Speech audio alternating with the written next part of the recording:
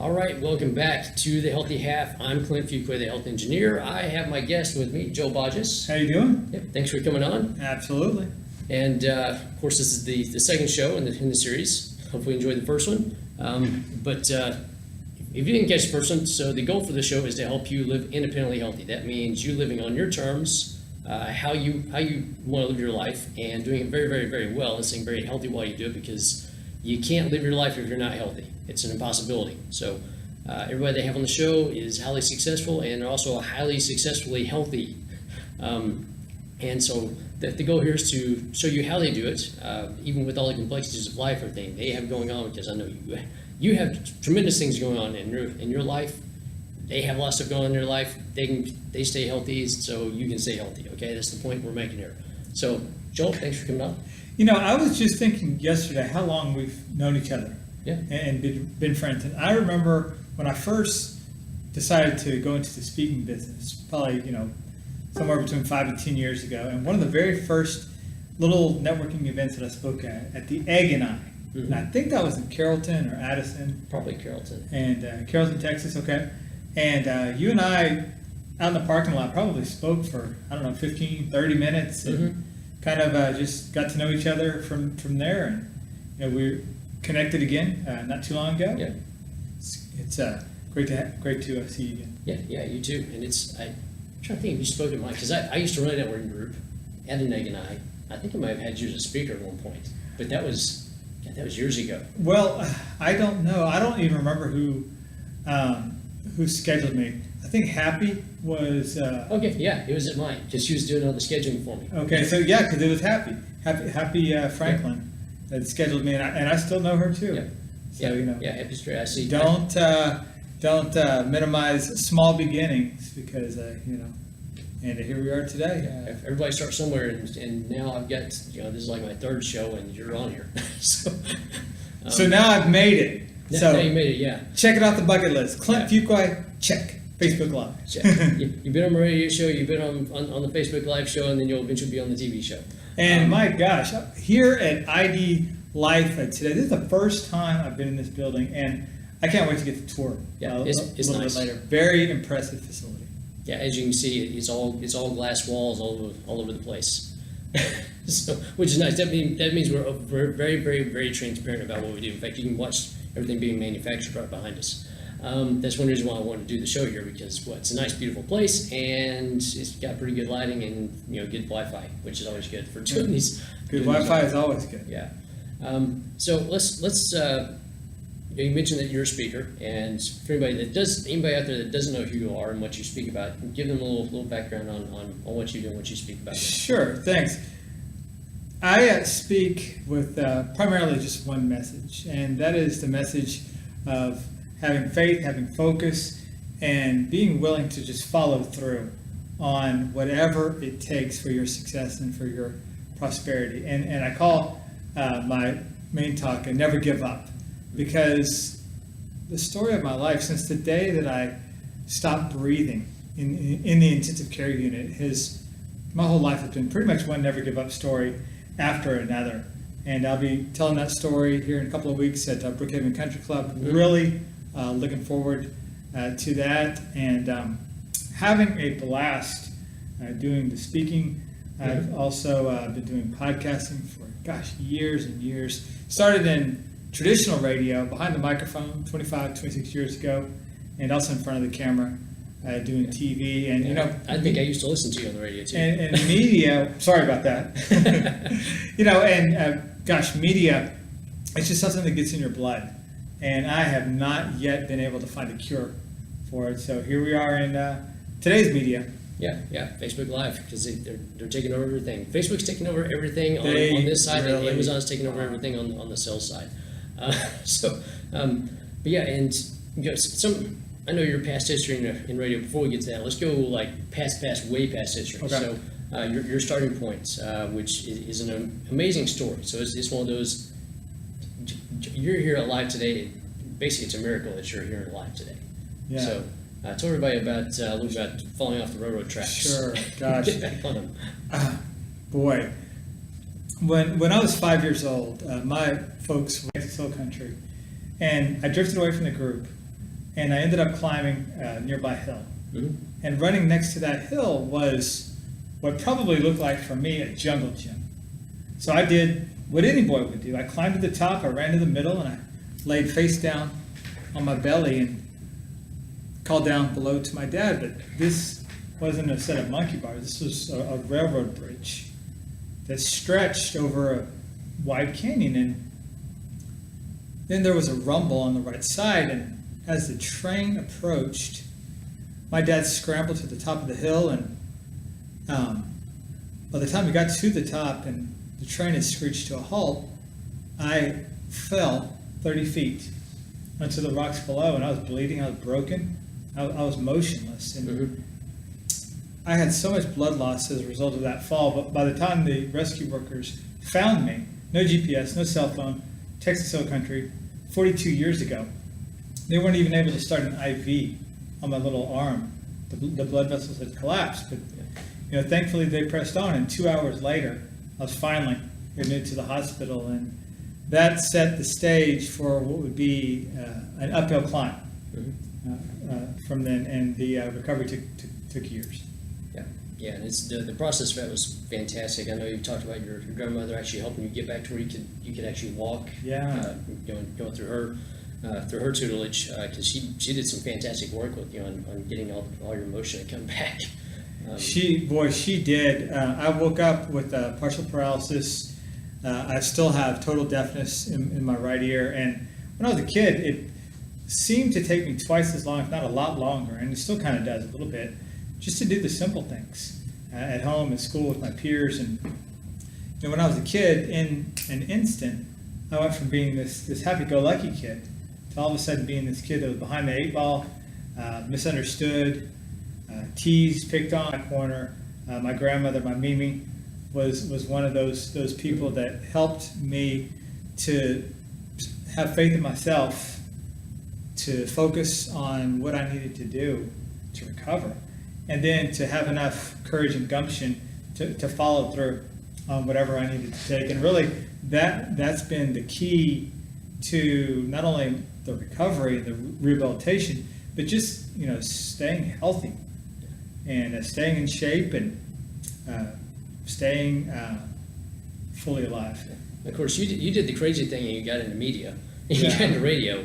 So let's talk a little bit about you back in Lubbock in radio and being not quite the nice, svelte, muscular, great-looking guy that you are now. You were actually, I guess you're thinner back then, but there was a lot of that going on. Well, boy, I was this completely different person, different mindset, different belief, different attitude. I treated people differently. And I maxed out at 223 when I was 25. And I'm 5'5", so I'm a short guy. So 223 is, for me, that was big. That was big. But I made the decision that I could do a lot better than that, and I frankly thought I deserved better than that. Mm-hmm. And I just went through a program of weight loss, and I'm 48 today, and I'm 150. Yeah. And it's been a miraculous turnaround. Everything in my life has pretty much changed because I decided to show up for life, and things have changed with my spiritual beliefs and my lifestyle. I've been married for 16 years, and things are going really well. And like I said, having a blast with the podcast, with the speaking, and book writing. Yeah, because your podcast is like one of the top rated in the U.S., isn't it? Well, it's done good. Let's just say I've been very, very, very blessed. Right now, we're at about 1.7 million downloads total. We've been mentioned in Inc. We've been mentioned in Huffington Post. We've been mentioned on Success.com. So we've had a little bit of traction, and people have been paying attention to us, and I'm incredibly grateful and thankful for that. Yeah, and it's a great podcast, and you talking about showing up, and of course you were 225 at one point, now you're down to 150. Everybody out there, you have to check him out on Instagram. seriously, follow Joel on Instagram and on Facebook, because what you do in the mornings, I mean, you go in, you work out, you do your thing, you come out, and you do a Facebook Live pretty much almost every morning after that. Yeah, I do. I woke up as the earlier you have to wake up. That's the deal. That's kind of what I figured out. And I get up early, and I have some coffee. Don't eat, and just drink a little bit of coffee to get the cobwebs out. And then I head to the gym. The gym opens at 5, and this morning I was there at 4:59. And then as soon as the computer goes and opens the door, boom, in walk the early birds, and I get it done. And I'm in the car headed home 6:07, and I'm driving home, and for me anyhow, there's just a certain feeling of accomplishment. And I'm looking around to the right, to the left when I'm driving home, and the lights are still out. And people are still sleeping. And then I'm thinking to myself, gosh, I've already got the advantage before anything else happens, because I followed through on the commitment that I made to myself, and that's really what it's all about. It's not just making a decision, but following through even when the excitement of that decision kind of fades away. Yeah, because it fades away pretty quickly, especially waking up at 3:45 in the morning and then going to work out. Because how many people are there when you're there? There's about 15 of us that are. I think I was the second person at the door today, maybe the third. But by the time the door unlocked, there were 15 people walking in from the parking lot. Yeah. So it's I think what helps there is the decision that I make before I hit the rack, before I go to sleep. So I already decided in my mind that, I'm going to get up and go work out. Yeah, maybe 10 o'clock, 10:30. I may be going to bed late, but I make that decision to myself. And when I wake up and I open my eyes, and it's tough. I mean, I'm human. I'm no superhero. but when my iPhone goes off and I kind of open one eye, I already have the decision. So I don't have to ask myself, is today the day? Yeah. But I've already made that decision. And then I've gotten myself into a habit of just being committed to my decision. That comes with practice too. I fall just like we all do. But you know what? You got to get up, you got to dust yourself off, and you got to just give it one more try. Yeah, I'm sure you already have your bag packed before you go to bed too. Pretty much. Everything's ready. Everything's laid out. You got what you're going to work out in the next day, sitting there just waiting for you. Pretty much. Well, in my closet, I've got this stack goes with this activity and so forth and so on. It's real easy, and I just jump in the car and home and ready to tackle it. Okay, very good. Yeah, and it's most people don't get that. It's the whole process of the night before, getting everything set and ready, and especially mentally ready. Of this is what I'm doing tomorrow, and already having that pattern formed. That way, whenever you wake up, you're up and you already know what to wear that day. Then that actually triggers something up here. So your subconscious starts to think, "Oh, you're serious about this," and because it's all mindset. And when you make the decision, whatever you need to do to make that decision, that's goes far. Yeah. And so let's talk about the process. So of you going from the 225 down to the 150. How long did that take? What was the mindset of that? Because the start of that is always the toughest part. Sure. So what was take us through a little bit of the timeline and how you actually achieved that and stayed doing it, because you lost like half of yourself. Yeah. you basically lost your evil twin almost to some degree. So what was the process of that? How'd you get through it? How did you stay mentally focused on moving forward? Because I know there's always times where you're like, why am I doing this? Sure. I knew that I needed better and that I deserved better, but I wasn't better in the current state that I was. I had to get some things in order in my life. I needed to start taking better care of myself. I needed to start eating better. I needed to put the beard down.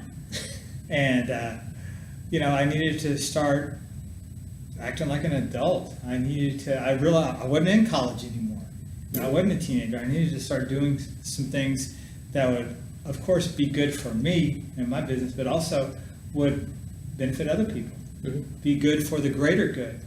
And when I really made that decision to step up my game, that's what did it. And it took a while. It took a long time, and there were starts and stops and disappointments along the way. But we all have falls in our life, but it's our decision of what to do next that really matters. And even if you have that taco plate for lunch, when you promised yourself you'd have a guacamole salad, you know what? You don't have to finish it off with a trip to the yogurt store and then a bigger dinner on top of that. Just know that you fell off. Be gentle and kind with yourself, which I know is tough for everyone, especially me. Because you're always your worst critic, and you have to live with yourself, and sometimes beating yourself up is easier than beating anybody else up, because you're there. Right. And then just give yourself another chance, because that's what's available to you if you take it. Okay.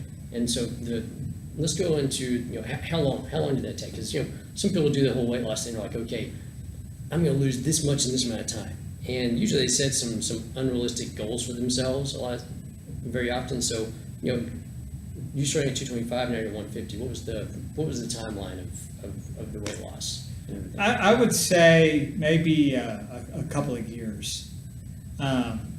Really being diligent and consistent with what I was doing, and then there were peaks and valleys. Oh yeah. Along the way, but a couple of years. And I think the key for that, Clint, was to just give myself little increments of progress. And that's what did it for me. I personally, and I still do it to this day, I weigh myself once a week. And I weigh myself on the same machine at the same time, on the same day. I'll weigh myself tomorrow morning at 6:30. I guarantee you I will. And that's where I'll have a gauge. Okay, has this been a good week? Are there some decisions that I made that I shouldn't have made? And that kind of gives me the gauge. But I limit it to one, because I know throughout the week. Yeah, there's going to be there's going to be some speed bumps, or at least that's what it'll look like to me. Yeah. So I don't set myself. There's this on the way down. Okay, so if you're trying to lose weight, guess what? You're going to have some down, you're going to have some steady, you're going to have a little bit of up, you're going to have some more down. You just look for the downward trend, and if you're looking at it way too often, it's going to stress you out. So like if you're sitting there and you're watching all the numbers at the bottom of the screen, okay, while you're sitting there watching the news channel, and you're watching hour by hour, you're going to be so stressed out by the end of the day because of all the up and down and changes in start numbers. It's driving you nuts. And the same thing happens with get on the scale and you see changes or no changes very early because you're over measuring at times. Oh, absolutely, and I've been in that. I've fallen in that trap as well. But little baby increments is what will lead you to success in any endeavor in your life. And that could be with weight loss. That could be in your business. That could be in your academic studies. Little baby steps that you are willing to take. And here's the thing. And I'm going to talk more about this at Brookhaven Country Club. But a lot of times people ask me, what's my next step? What do I do? And I know you get this from your clients too. What do I do? What do I do? And really, the next step is so simple. And here it is. That your next step is a step that you're willing to take. That's it. Now, what's the next step? There is none. But you can decide on the options which one you're willing to take. Perfect example of this is, a lot of times I'll have conversations with people that want to write a book. They say, hey, I'd love to write a book, and I want to be an author, and all this kind of stuff, go on a book tour. And for some people, they might be able to just sit down and start writing out their thoughts, freestyling their way through to a book. For some people, that might be too scary. And so, intellectually they understand that, but they're like, I'm not going to do that. So maybe their next step might be, well, maybe I can write a table of contents or an outline for what may be a book. And maybe that's too scary for some people. So maybe their step is, well, I'm going to go buy a book on Kindle on how to write a book, and those three options, they're not right, they're not wrong. It's just what's going to work and get you started on your goal. So that next step, there's no required one, but it's the one that you're willing to take. It's kind of like you're, if everybody remembers the old Choose Your Adventure books. So you get, you get to the end of a chapter. And I'm older than you, so. Yeah, so you get to the end of the chapter and it's like, take option A, option B, option C, and it gives you, which page to go to for whichever option you're taking, and there's your new adventure that you're hopping into. And maybe you don't like the adventure, so you go back to where you were at, and you go back there and you go, I didn't like option A, that was no good. Let's do option C. You can kind of do that in this respect, but Sure. Because, well, we're living, we're alive, we can move stuff around, so you can backtrack and go a different route if something's not working, which I highly suggest you do something different if what you're doing is not working. Well, the key is movement. Yeah. And movement means different things for different people. And some people also have more time available. Mm-hmm. The single person with no kids obviously has a different schedule than the mom with 3 kids. Oh yeah, total different schedule. And so, again, it's okay to work with your schedule, but just move and do something. Very good. Is there anything else you wanna add for everybody out there as far as what you do in your day that keeps you on schedule? So whether it's, I know you already talked about getting up and doing the workout first thing in the morning, because this way it's done. It's done, it's over with, it doesn't interfere with your day, it actually starts your day. But what about like going through the rest of the day? How do you decide what you're going to do for whenever you eat and going through your day and setting that up to where you do stay healthy throughout the day? You don't get overstressed. Sure. You can still eat what you need to eat during the day, and you're not working and go, okay, I just went 12 hours I didn't eat and I wasn't planning on doing a fast. Sure. Okay, so 2 things: daily schedule and eating plan. Well, what helped me tremendously is I had a meal plan, and I drink 2 shakes a day. And to this day, I did. Right before I came here, I drank my first shake, and I know exactly when I'm going to drink my shake within 5 or 10 minutes, and I know when I'm going to have my evening shake. So I already know that. So that's already decided. Yeah. So that means I don't have to wake up in the morning after my workout and then think, okay, now what am I going to eat? Am I going to have fast food A or fast food B? It's already there and it's already prepared, because usually we make it the night before, so it's already there, ready for the ninja. Yep. And in the evening, same thing. So we don't have to think about, well, what do you want? Well, I don't know. What do you want? Back and forth, and which turns into a 15, 20-minute conversation. Yeah. Right. More wasted time. So have a meal plan. Use an FBLive shake or your favorite shake and start to decide on, okay, when am I going to have this? Not, I need to have this, but okay, I'm going to have this at this hour, and if you're going to have a second, at this hour. So get yourself a plan and understand your plan before you're in the middle of the plan. That's right. Very much. Yeah. Yeah. And the second thing is theme your days. And by that, I mean, if you're working on, let's say, a side hustle on a business, well, you only have so many days in a week.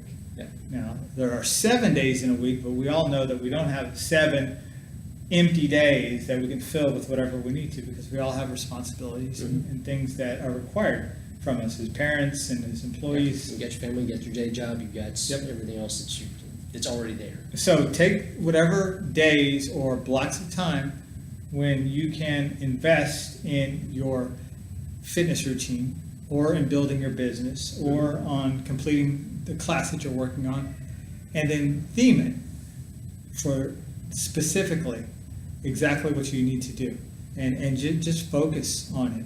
And if that's an hour-and-a-half block at a time, or if that's a block of 8 hours at a time, just be committed to sticking with that theme and sticking with that period of time. You give yourself a little room there. Be gentle if you go a little bit over, or if a fire breaks out on email and you have to get off, you have to quit a little bit early. But just stay committed to your themes. All right, perfect. Thanks for coming on. Absolutely. Yeah. Great Awesome. to have you. And I will see you hopefully, at Brookhaven Country Club, August 22nd. Yes, yeah, August 22nd. There's another thing that I'm involved in called E3 by Dragonfly Mind, and Joel is our speaker this month coming up. So you'll get more of what you saw here for 45 minutes instead of half an hour. So, and specifically, if you do have a side hustle, if you have a side hustle, you need to be there and listen to what he's talking about, and even just regular business or you're starting a business, whatever. And you also need to be there because it is a fantastic place to network and to meet some of the entrepreneurs that are right here in the DFW area, and folks with some great ideas and action steps. Yeah. All right. Very good. Thank you for coming on. Absolutely. Thank you for joining us. Have a great day. Come back for the next episode. And I'm not going to tell you who's coming on. You have to come back to find out who's coming on. The guest list is secret. Okay. Nobody knows who's coming on except for me because I'm the host. So. And you can do that. Yes, I can. I am doing it. Again, I am doing it. So come back for the next episode. It's going to be phenomenal. Once again, this is The Healthy Half. It's a half hour with The Healthy Half, so you can become a part of The Healthy Half. When you'd rather be a part of The Healthy Half, it's better over here. I'm Clint, the Health Engineer. Thanks for coming out. Join us for the next episode.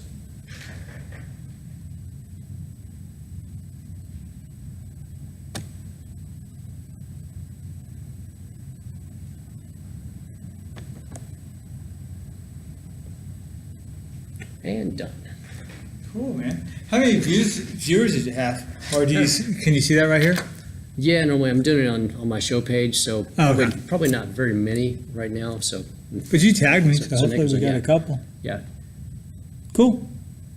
yeah. So you're tagged on there, and you should be able to post it directly on your page as well. I've got a second camera that's filming. So this camera is We were on two cameras.